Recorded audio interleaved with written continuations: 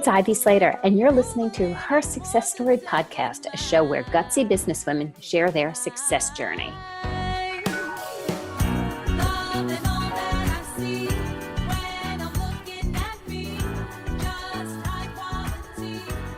Hi, this is Ivy Slater. Welcome to today's episode of Her Success Story. Today, I have the pleasure of sharing a wonderful guest in from the West Coast, Emily Kane Miller. Emily is the founder and CEO of Ethos Giving.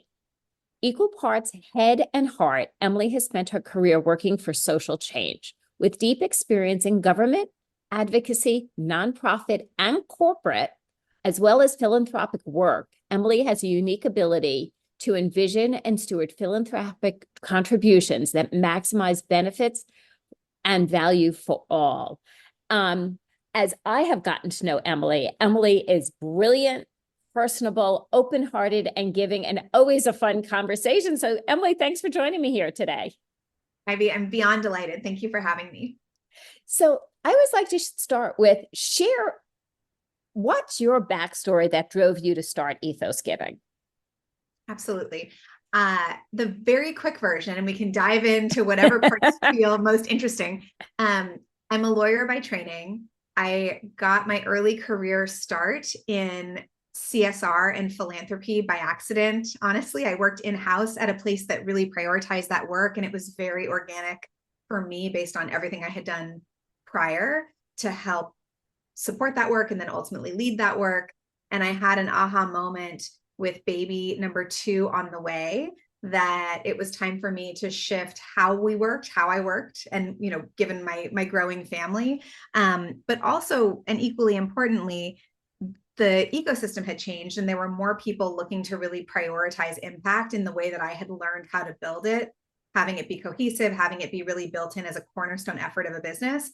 And I felt like there was an opportunity for a consulting group that specialized in that kind of work. And so Ethos Giving was born out of a personal need and a market need.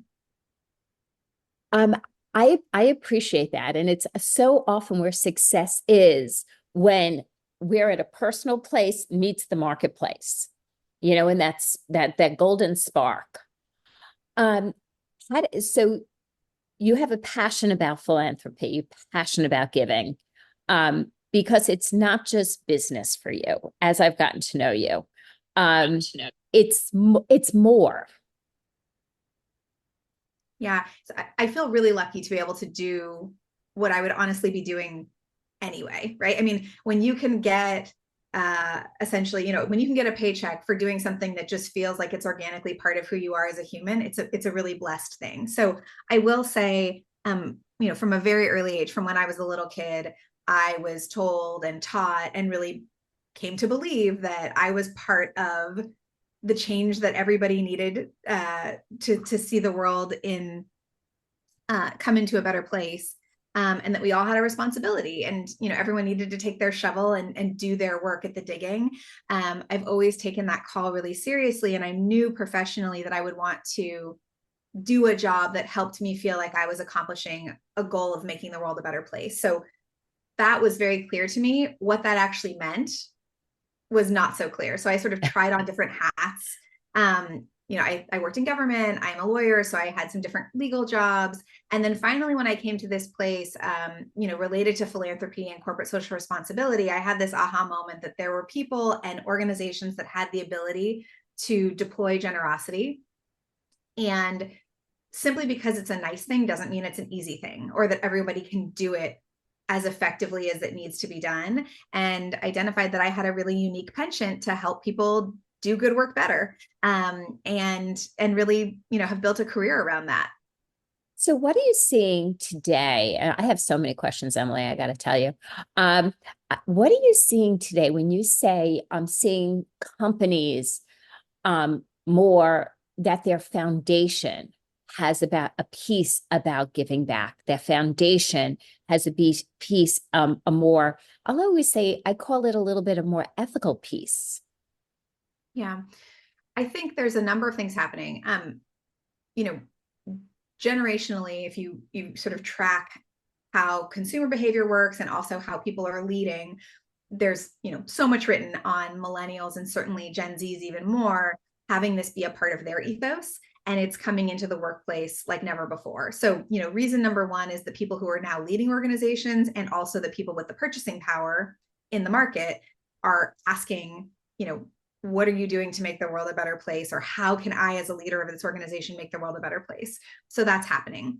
I also think because of the way that we all consume content and media, everybody is hyper aware of brokenness and opportunity in a way that I think has never happened before. So it's not to say that people didn't appreciate in the 1990s or 80s or whenever that bad things were happening in the world, but it wasn't, it wasn't in our face. It wasn't, it wasn't as we scroll through any social media app, as we see it used to be we would see it somewhat on the news, right? Or an expose if you were like a 60 Minutes or a 2020 or whatever, right? You would see things.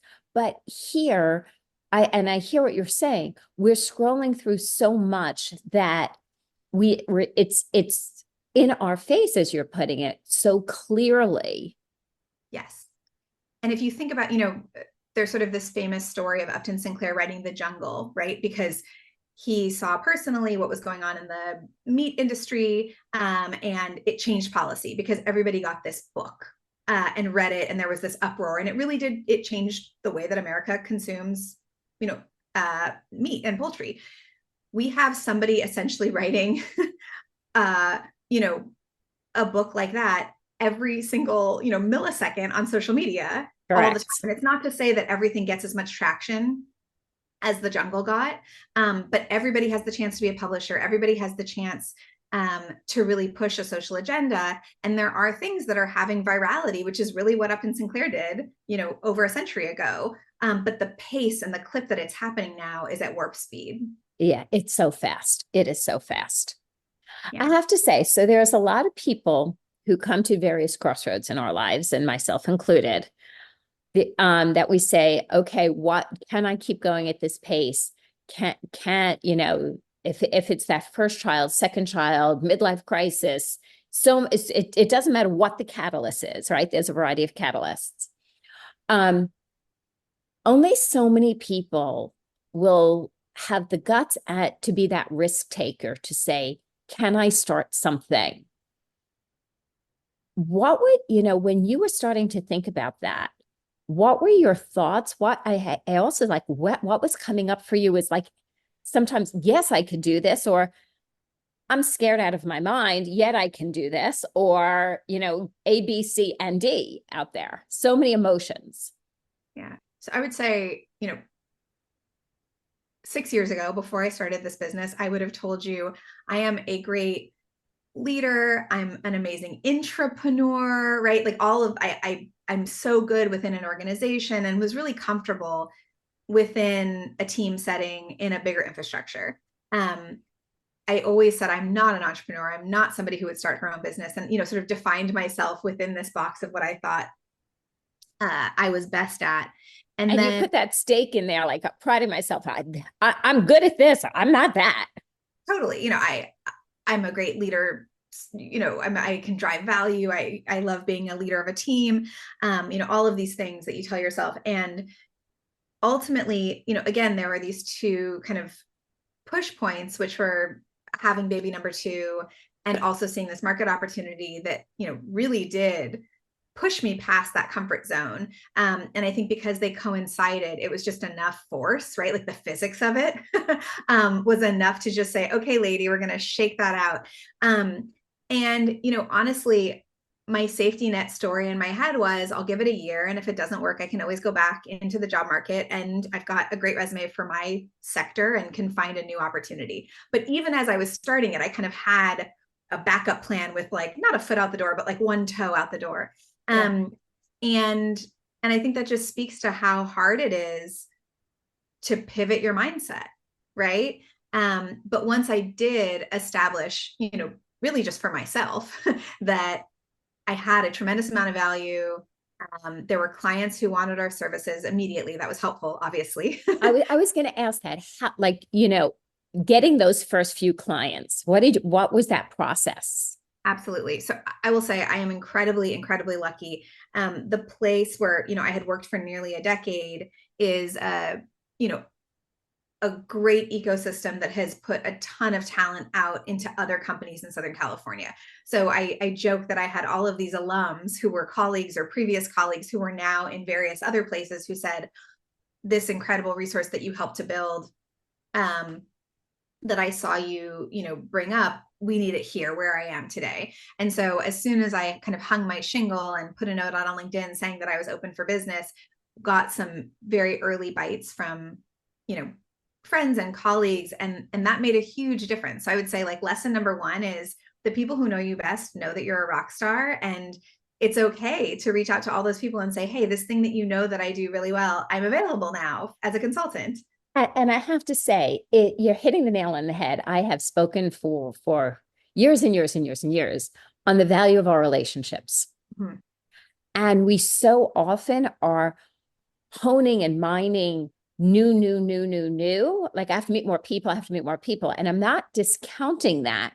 Yet our core network, the people we have built relationships with, are golden nuggets that keep showing back up as long as we keep those going. I couldn't agree more. Even now, let's say 75% of my book of business is either a direct contact that I've had for over a decade or an immediate contact of a direct contact. So, it really does speak to that point, which is the people who already know you are really key resources in building a new business, especially a consulting business.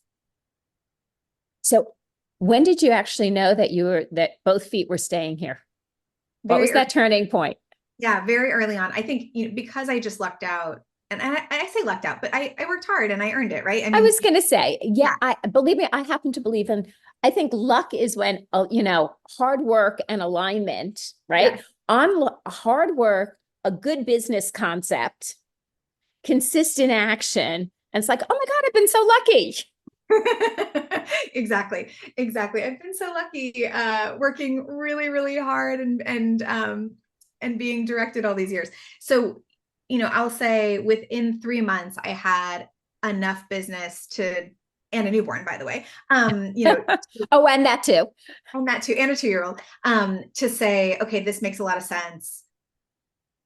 This thing that I believed people would want access to, is real. And the other thing, sort of going back to this 21st century moment that we talked about, everything is so quick. Everything is quick too, especially when you're building a business with no overhead like mine, right? Like, it initially was my time. I now have team members and other things, but initially, I needed a plan and a website. And as soon as those things were up and an email handle, I had a business, right? And so the barrier for entry is lower than it's ever been for people to be able to try to launch businesses, like mine, which is really exciting.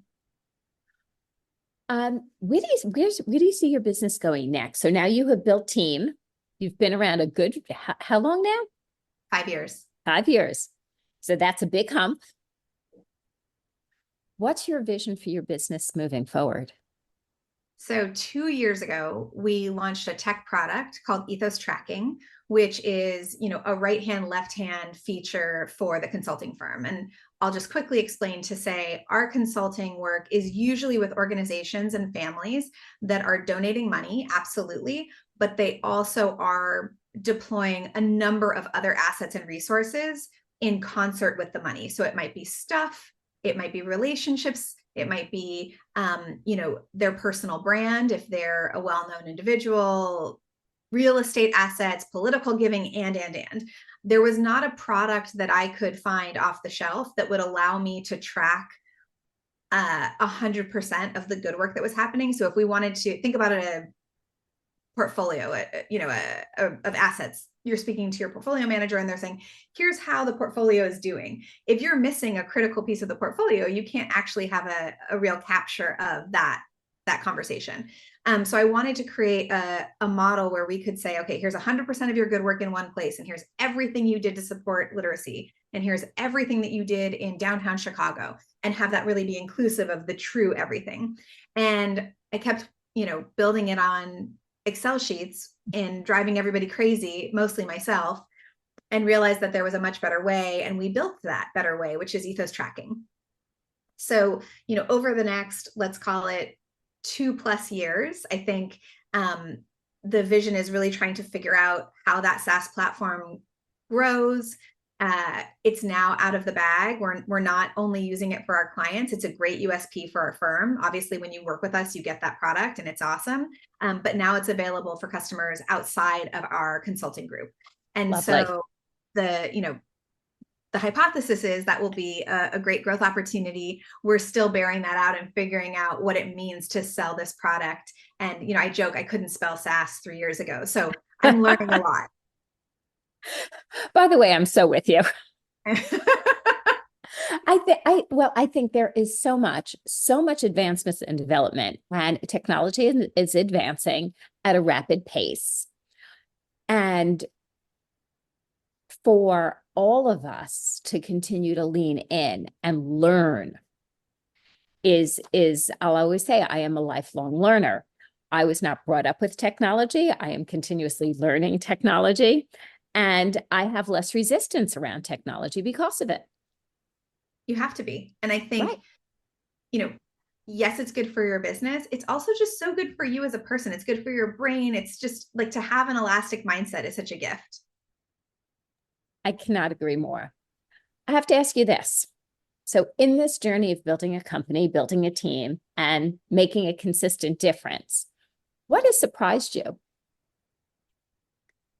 I have been surprised at, in both directions, how quickly people are swayed.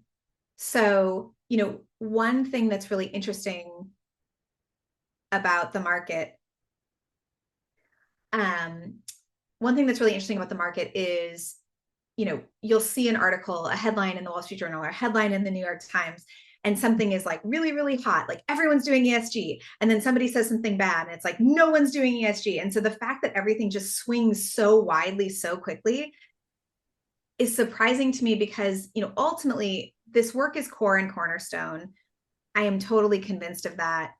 Most humans want the world to be a better place. They want the water to be clean. They want the air to be breathable. They want their kids to go to good schools, live in safe neighborhoods, et cetera, et cetera, et cetera. So the fact that the conversation can swing so widely based on whatever the headlines are, I think is a little bit crazy. And what I try to do in our work and with our thought leadership is just keep the temperature down.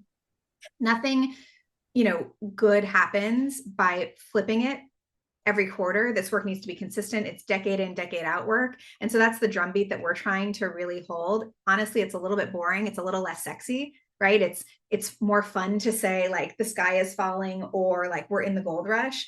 And really, I just want our work to live in a lane of essential and just kind of normal. And so, it's been surprising how counterculture that feels, because it's pretty simple. So I'm going to finish it on this because I want our listeners to truly understand your clients, right? What do they look like? Are they corporations? Are they nonprofit? How do we think about this? Yeah. So I often say we work with anybody who wears a good cape.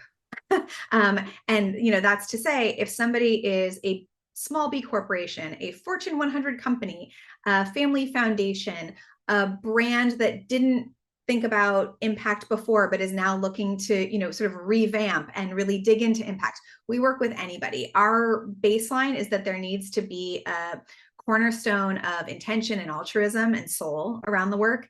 If it's purely about, what are my KPIs on this SKU number, we're probably a bad fit for you. There needs to be some interest in the actual impact work working. But beyond that, we've worked with, as I said, everything on the scale of, various kinds of for-profit businesses, and also working with families, family foundations, and philanthropic individuals.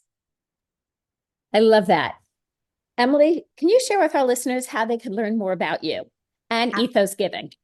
Thank you. Yes. The easiest way is to find us online. Our website is www.ethos-giving.com. I'm also on LinkedIn. My name again is Emily Kane Miller. Easy to find, and always happy to talk shop with anybody who's looking to dig into impact. Emily, thank you so much for joining me here today on Her Success Story. Thank you for having me. And listeners, don't panic. All the links are going to be in the show notes below. You can just click and find Emily easily. I always like to say at this point of the show as we close, take a breath and think about what was most impactful for you by listening in today.